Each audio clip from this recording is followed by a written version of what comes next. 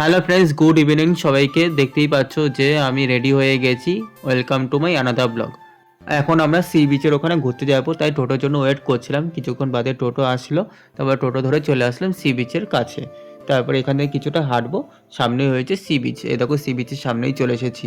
এখানে দীঘার মতো অনেক কিছুই আছে, যেরকম বাচ্চাদের রাইডের জন্য ছোট ছোট গাড়ি, দোকানপাট, খাবার স্টল, অনেক কিছুই আছে। আর এখানে না এরকম অনেক চেয়ার পাতা ছিল, এই চেয়ারে বসার জন্য পার ঘন্টা হিসেবে 20 টাকা করে নিচ্ছিল, তাই আমরাও নিয়ে নিলাম ঘন্টা হিসাবে 20 টাকা করে এক একজনের। এখানে বসে আমি তো ভালোই সময় কাটাচ্ছিলাম, কিন্তু আমার মন ছিল অন্যদিকে। অন্যদিকে বলতে আমার কাঁকড়া খেতে মন চাইছিল। এখানে আসার মূল কারণটাই হচ্ছে কাঁকড়া খাওয়ার জন্য। কখন যে যাব, অ্যাকচুয়ালি দীঘাতে গিয়ে না আমি কাঁকড়া খেতে পারিনি সেরকম, তাই এখানে এসেছি কাঁকড়া খেয়েই যাব। তারপরে ওদেরকে বলে চলে গেছিলাম মাছের স্টলে। এখানে আসার পর তো দেখছি অনেক রকমের ভ্যারাইটি আছে, ইলিশ মাছ থেকে শুরু করে পমফ্লেট, ভেটকি, অনেক রকমের ভ্যারাইটি ছিল।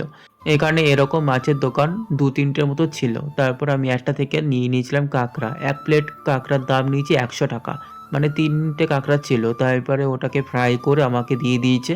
আমি এখানে নিয়ে চলে এসেছি আর ওদেরকেও দিলাম। তারপরে আমিও খেতে শুরু করে দিয়েছি। এখানে যে কাঁকড়ার দাম যে এত সস্তা আমার জানা ছিল না। 3টে কাঁকড়া নিয়েছে 100 টাকা, আর দীঘায় একটা কাঁকড়ার দাম নেয় 120 টাকা, 130 টাকা, 150 টাকাও নিয়ে নেয়। এদিকে আমি যখন খাবারটা খাচ্ছিলাম তখন হঠাৎ করে বৌদি ফোন করেছে। বৌদি ফোন করে বলছে, কোথায় আছো, কী করছো? আমি বললাম যে বকখালিতে আছি, ঘুরতে এসেছি। তারপর বেশ কিছুক্ষণ কথা বললাম, কথা বলে রেখে দিলাম।